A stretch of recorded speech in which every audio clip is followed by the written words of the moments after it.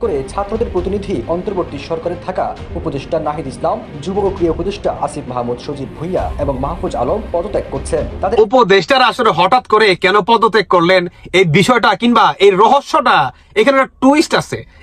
ছাত্রদের রাজনৈতিক দল নিয়ে ডক্টর মোহাম্মদ ইউনূসের যে অবস্থান বা বক্তব্য এ থেকে স্পষ্ট যে তিনি চাচ্ছেন, বাংলাদেশের অনেক জনগণও চাচ্ছেন যে ছাত্রদের একটা রাজনৈতিক দল সামনে আসুক। দর্শক, ভিডিওর কিছু অংশ দেখে আপনারা ইতিমধ্যে বুঝতে পেরেছেন আসিফ ও নাহিদ মাহফুজুল আলম পদত্যাগ করেছেন। তারা আসলে কেন পদত্যাগ করলেন, তারা কিসের বয়ে পদত্যাগ করলেন, কি আওয়ামী লীগের বয়ে পদত্যাগ করলেন নাকি তারা নতুন করে দল গঠন করলেন? দর্শক, ভিডিওটি দেখে আপনারা বুঝতে পারবেন। ভিডিওটি স্কিপ না করে সম্পূর্ণ দেখুন। আর চ্যানেলে নতুন দর্শক হয়ে দেখলে চ্যানেলটি সাবস্ক্রাইব করে দিন। উপদেষ্টারা আসলে হঠাৎ করে কেন পদত্যাগ করলেন এই বিষয়টা কিংবা এই রহস্যটা এখানে একটা টুইস্ট আছে, এটা আমি আপনাদেরকে বলতেছি।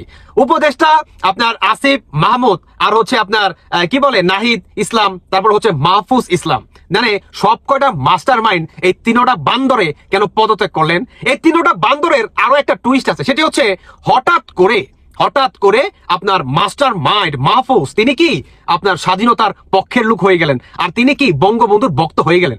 ভাবতে পারেন ভাই, ভাবতে পারেন আপনি? মানে কেন তারা বঙ্গবন্ধুর ভক্ত হইল?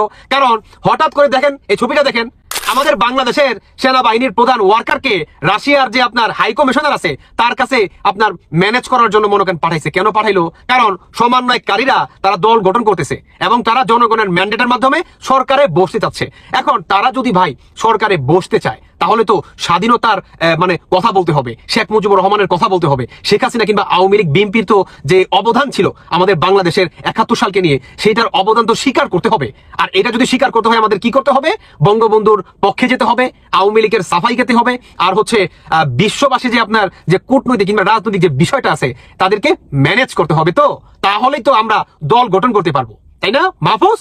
তাহলে আমার ছোট্ট একটা প্রশ্ন, মাহফুজ আপনি তো চরম মাস্টার মাইন্ড, মানে আপনারা নিজেরা বর্তমান সরকার প্রতিষ্ঠিত করার জন্য আপনি বর্তমান শেখ মুজিবুর রহমানের সাফাই গাচ্ছেন, আর আপনি বলতেছেন যে আমি স্বাধীনতার দল, আমি স্বাধীনতায় বিশ্বাস করি, আমি পাকিস্তানি হানাদার বাহিনী না। তাহলে আপনি পাকিস্তানের সাথে ভালো সম্পর্ক কিভাবে করলেন, যেখানে পাকিস্তান আমাদের বাংলাদেশ শেখ মুজিবুর রহমানকে ক্রিমিনাল বলছে, আর শেখ মুজিবুর রহমান নাকি এই যুদ্ধটা লাগাইছে, এটার জন্য পাকিস্তান কেন সরি বললো না?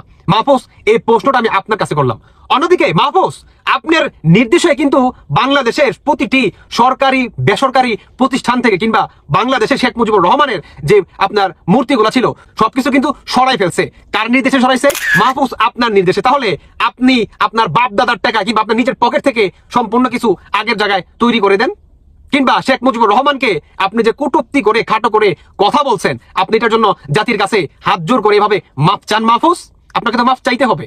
আপনি শুধু বলবেন যে আপনি স্বাধীনতায় বিশ্বাস করেন, আর আপনি সেনাবাহিনীর প্রধান ওয়ার্কারকে আপনার রাশিয়ার হাই কমিশনের কাছে আপনি পাঠিয়ে দিবেন ম্যানেজ করার জন্য, যাতে করে আপনারা মানে নির্বাচন করতে পারেন কিংবা জনগণের ম্যান্ডেটের মাধ্যমে আপনারা সরকার প্রতিষ্ঠিত করতে পারেন। তাহলে আপনাকে তো মাফ চেতে হবে মাহফুজ। একটা শক্তি সামনে আসুক যে এই ৩-৪টা দলের প্রতি যারা বিরক্ত তাদেরকে কন্টিনিউ ভোট দিয়া দেশের পরিস্থিতি বদলাচ্ছে না, কোনো কিছু আসলে ওই রকম আপডেট হচ্ছে না।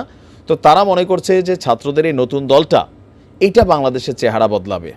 আর এই যে একটা একাংশের মানুষের বিশ্বাস, সেই বিশ্বাসে ডক্টর ইউনূস তিনি নিজেও বিশ্বাসী। আপনি যদি দেখেন সংবিধানে বেশ কিছু পরিবর্তন আসছে, 16 বছর থেকে ভোটার সিস্টেম আসছে, 21 বছর থেকে এমপি হওয়ার সুযোগ আসছে। বেসিক্যালি এই দুইটা জিনিস এই মুহূর্তে যে পরিবর্তনটা আসতে যাচ্ছে এটা ছাত্রদের ভোট ব্যাংকে সমৃদ্ধ করবে, রাষ্ট্র ক্ষমতায় ছাত্রদের প্রতিনিধিত্বকে সহজতর করবে। শিক্ষার্থীরা নিজে একটি রাজনৈতিক দল গঠন করবে বলে জানিয়েছেন সরকারের প্রধান উপদেষ্টা। তিনি বলছেন ছাত্ররা প্রস্তুত, তারা দেশ জুড়ে নানান প্রচারণা চালাচ্ছে, পুরো দেশে তারা লোকজনকে সংগঠিত করছে। গেল কয়েকদিন আগে তিনি আপনার সুইজারল্যান্ডের ডাভোস যখন সফর করছিলেন বিশ্ব অর্থনৈতিক ফোরামে, সেখানে আপনার বিদেশি সাংবাদিকদের দেওয়া বক্তব্যে তিনি তার এই বক্তব্য সামনে নিয়ে এসেছেন।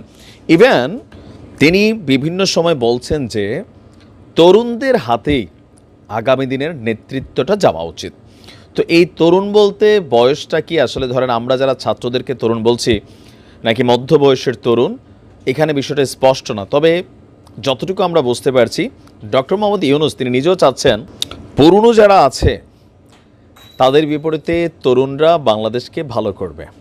ডক্টর মোহাম্মদ ইউনূস তিনি বলেন যে বিভিন্ন সময় আমি যদি ওনার বক্তব্যগুলা ভুল না শুনে থাকি বা ভুল না বুঝে থাকি, উনিও চাচ্ছেন যে বাংলাদেশকে আগামী দিনে লিড করার জন্য এই ছাত্ররাই কোথাও না কোথাও রাষ্ট্র ক্ষমতায় যাক।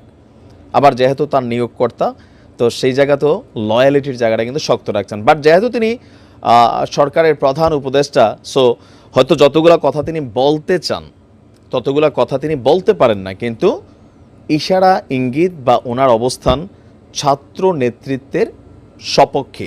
দর্শক, আসিফ ও নাহিদ পদত্যাগ নিয়ে যে কথাগুলো বলেছেন, আপনাদের মতামত কমেন্ট বক্সে জানাতে ভুলবেন না।